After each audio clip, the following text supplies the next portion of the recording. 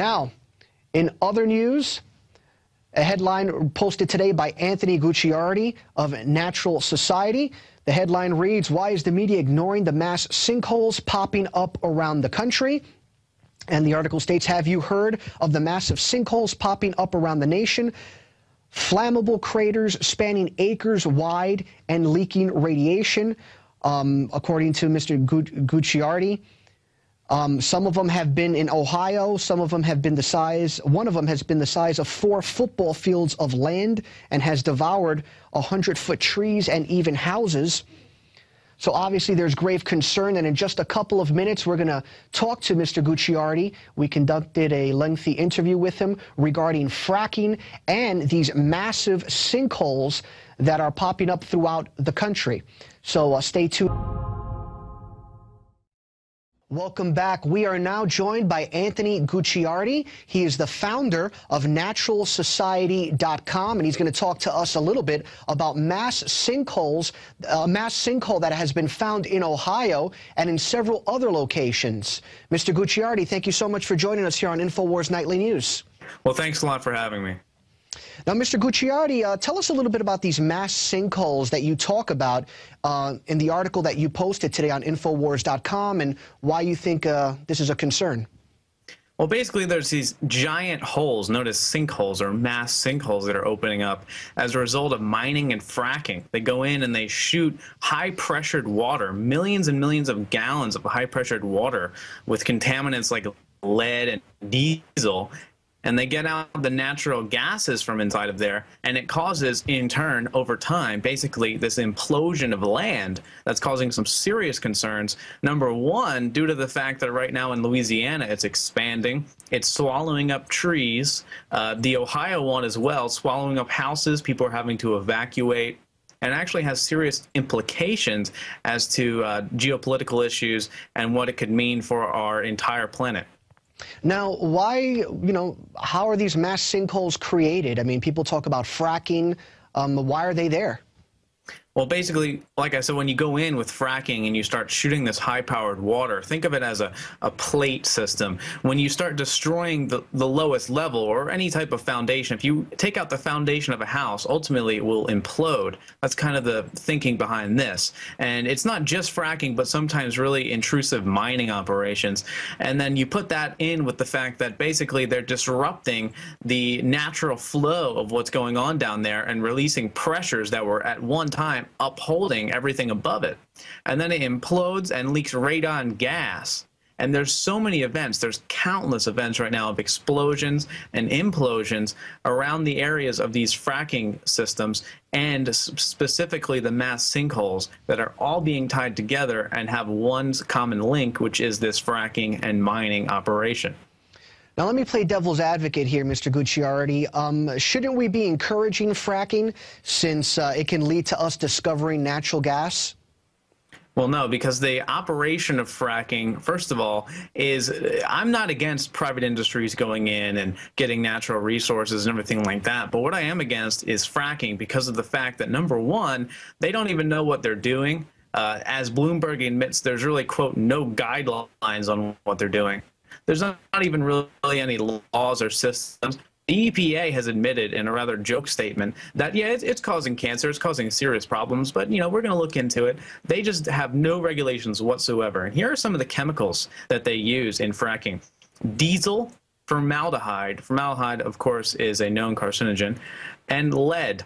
They shoot water with diesel, formaldehyde, and lead and millions of gallons, super high pressured into the core of the earth, essentially. Not necessarily, not literally, but they're shooting underneath, miles and miles deep, shooting off this chemical water, chemical slough. It's not even really chemical water, it's chemical soup. And they're shooting it and destroying the groundwater supplies so that when you go, and a lot of people are having this happen to them, and turn on your tap water and put a match or a lighter to it, it'll light up. Or the well water they're getting is causing, apparently, just some of the initial issues that are going along with this are lingering rashes, nosebleeds, and respiratory trauma just within a couple days of drinking this stuff. Now, if obviously that's quite concerning, but if this is so bad, why would you support, for example, the private sector participating in fracking?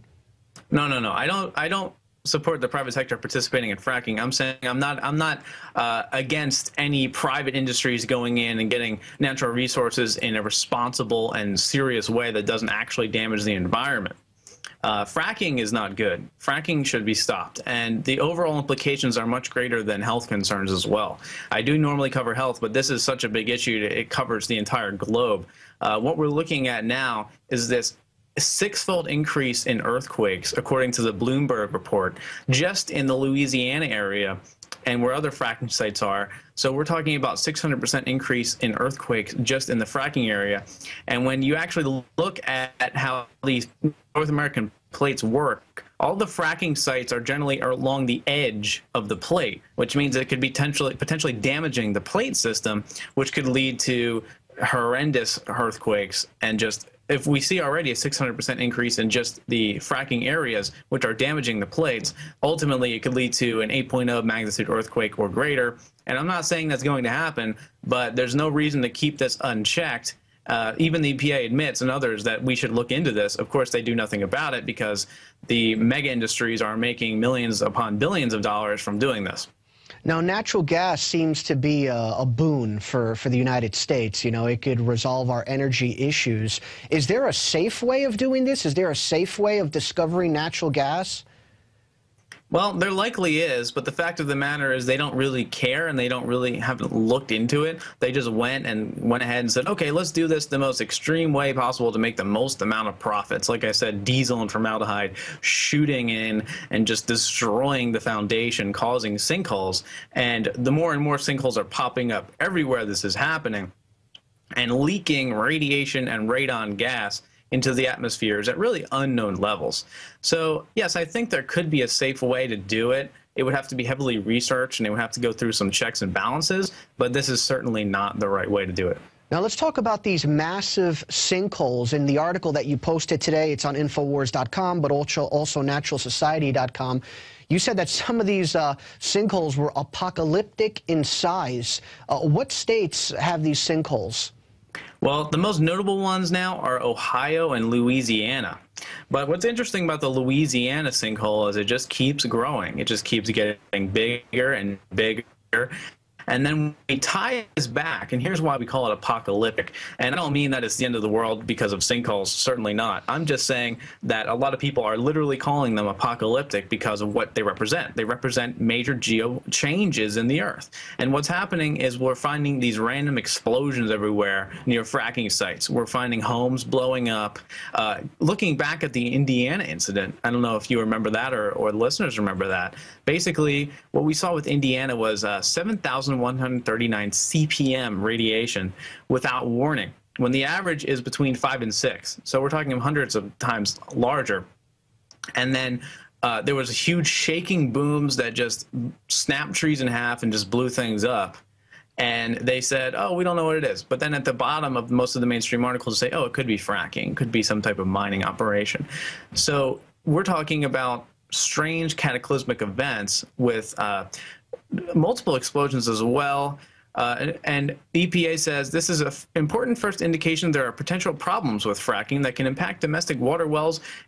It's, I think, a clarion call to industry to make sure they take a great deal of care in their drilling practices. When hit with all this, what's with all the explosions, what's with everything, what's with all the health concerns, they said, yeah, it could be damaging the water, but no one's even looking at the overall piece. It's like a puzzle. You have to look at each story and piece it together, and that's why not a lot of people know about this. Now, how are local residents responding to this?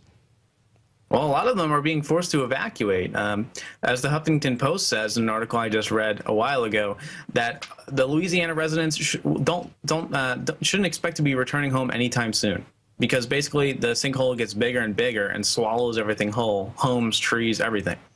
Okay. Now, your article also mentions that this could reawaken the New Madrid fault line. Tell us a little bit about that. I think it encompasses that fault line about 7 or 8 states.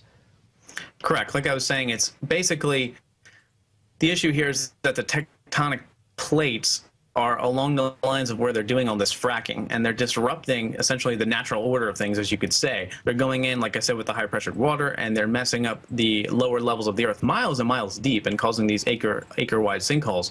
And the concept here is that basically through disrupting the plates along the edges, particularly, which is where it all is, which is very interesting, that the plates could be disrupted to the point where it could cause massive earthquakes. And if the New Madrid fault line or some different areas were to be affected dramatically, then even an 8.0 magnitude earthquake along that line would be reminiscent of the 1811 to 1812 earthquakes, which are considered the most powerful in all recorded history in North America. Okay. Now, I've actually, this could be an increase in earthquakes is what we could see an increase in earthquakes is what you mentioned in your article. I keep on hearing about these small little earthquakes that are taking place in the Northeast. And I mean, could that be related to fracking and what's going on here? Yeah, there's a way to look at the mass amount of earthquakes that are going along these areas. And like I said, it's not speculation. Actually, Bloomberg says that there is a 6-fold increase in earthquakes in the fracking areas. I mean, it's been documented pretty heavily. So if there is an increase in earthquakes in the fracking areas, the real question is, will that mean an increase in earthquakes big, on a greater scale? Will it actually mess up the New Madrid fault line? Will North American plates be affected? And then that turns from just, 5.0 magnitude earthquakes here and there from the fracking sites to a massive 8.0 that would strike the West Coast. Now, is the president or Congress doing anything about this? Have they... Are they commenting on this situation?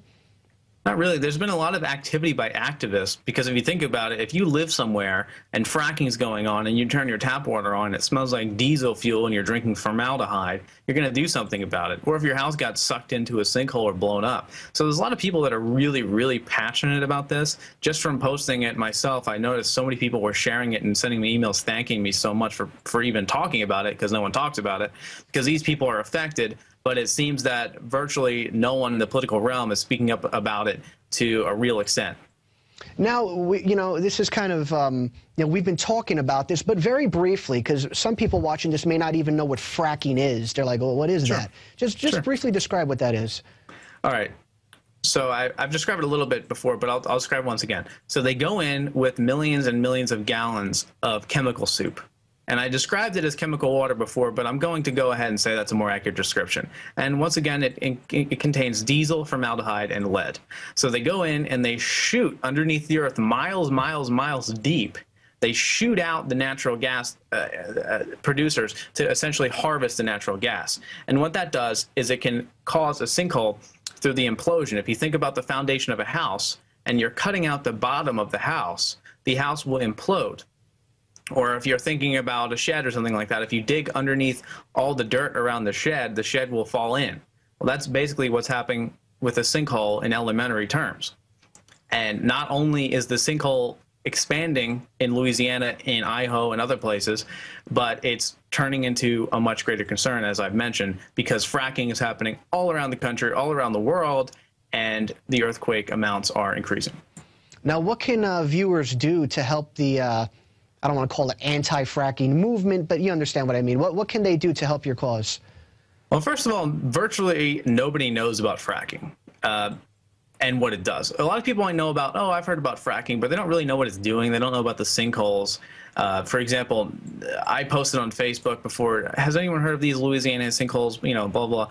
Everyone said, no, I've never heard about this in my entire life. And these are people that are super awake. These are people that read Infowars.com, read my site, read National News, everything, and they didn't even hear about these sinkholes. So the first thing to do is to start generating some awareness about it and then start looking into it for yourself. Everyone should formulate their own opinions. What's going on here? Because a lot of things you have to put the puzzle pieces together, like I said.